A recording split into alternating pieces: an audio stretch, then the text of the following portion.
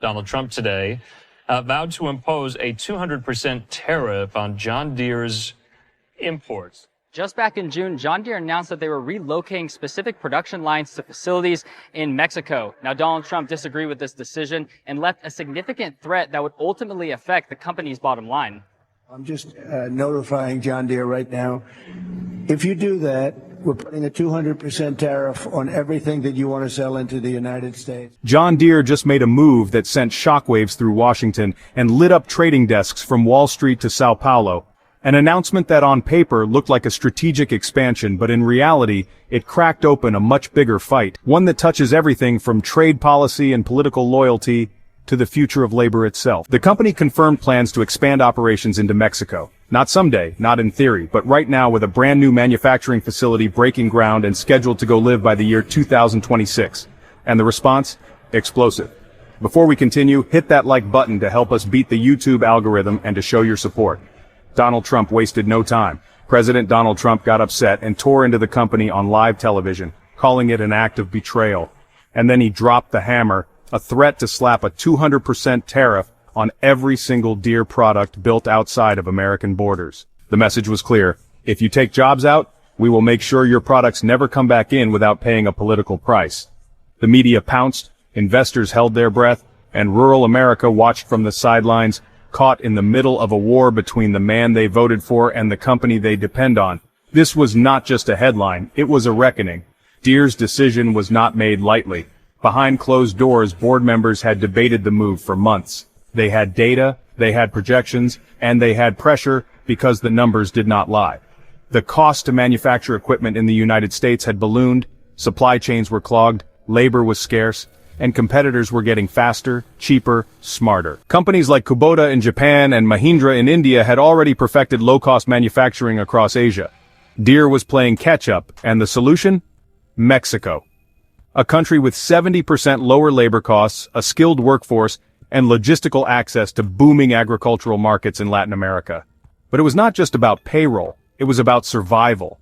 U.S. ports were congested, domestic freight was erratic, raw materials were delayed, and every disruption was costing Deere time and money. A facility in Mexico gave them flexibility, speed, and proximity to the fastest-growing farming economies in the world: Brazil, Argentina, Colombia, markets where agriculture is not just expanding, it is exploding. So Deere made the call, a $55 million investment, a state-of-the-art facility to build mid-frame skid steer loaders and compact track loaders. Machines that serve the fastest-growing segment of the agricultural market, small to mid-sized farms, the kind that need tech, efficiency, speed, and most of all, affordability. For Deere, this was not betrayal. It was strategy. But for Trump, it was personal. Before we continue, hit that subscribe button to show your support to the channel. He stood behind a podium in Iowa and thundered, "John Deere just spit in the face of American workers. They want to build our machines somewhere else? Fine. But they will not bring them back here without paying dearly." It was red meat for the base, but it was also something else. It was a warning shot. To Deere, to other manufacturers, to the market. Trump was drawing a line in the sand, and anyone who crossed it would pay a political price. But the company did not blink. There was no apology, no backpedaling. Deere issued a measured but clear response. The Mexico expansion would affect less than 5% of North American production. The core of its business, large tractors, harvesters, combines, would still be made in Iowa, Illinois, and other U.S. factories. They were not abandoning America, they were optimizing for the world. And then came the investor response. Wall Street held the line. After a brief dip, Deere's stock rebounded. Analysts from Bloomberg and Goldman Sachs called the move smart, forward-looking, and necessary. The logic was unassailable. Growth in farming demand was shifting south. Production needed to match that shift. And politically driven tariffs? They could hurt in the short term, but not enough to derail a multi-decade growth strategy. In fact, some insiders believe Trump's threats are helping Deere in disguise. Because if tariffs are imposed, they will hit all foreign producers. And Deere, even with its Mexico expansion, still builds the majority of its product in the United States. Competitors like Mahindra, Yanmar, and Kubota, they do not. So ironically, the tariff blowback could be worse for Deere's rivals. But none of that mattered in the court of public opinion. Rural voters, especially in swing states, began to split. In Facebook groups and talk radio call-ins, the conflict played out like a family argument. One side defended Deere as a vital business trying to adapt. The other demanded loyalty, framing the move as a slap in the face. Trump's allies in Congress joined the chorus. Senators from deep red states issued statements warning Deere to reconsider its path. The House Agriculture Committee scheduled hearings. The White House floated the idea of investigating government contracts to ensure no taxpayer dollars go to Deere imports. Behind the scenes, Deere's lobbyists went into overdrive. They met with trade officials, they pitched congressional staffers, they reminded everyone that John Deere is not just a brand, it is a cornerstone of U.S. agriculture. That rural infrastructure depends on their equipment, that banning it or taxing it into oblivion would punish the very farmers the tariffs are meant to protect. And still, Trump escalated. He repeated his threat at a rally in Ohio. He named Deere 5 times. He vowed to impose tariffs so high they will never forget. The crowd roared. But Deere was not alone. Other corporations were watching. If Deere caved, the message would be clear. No company could operate globally without facing political punishment.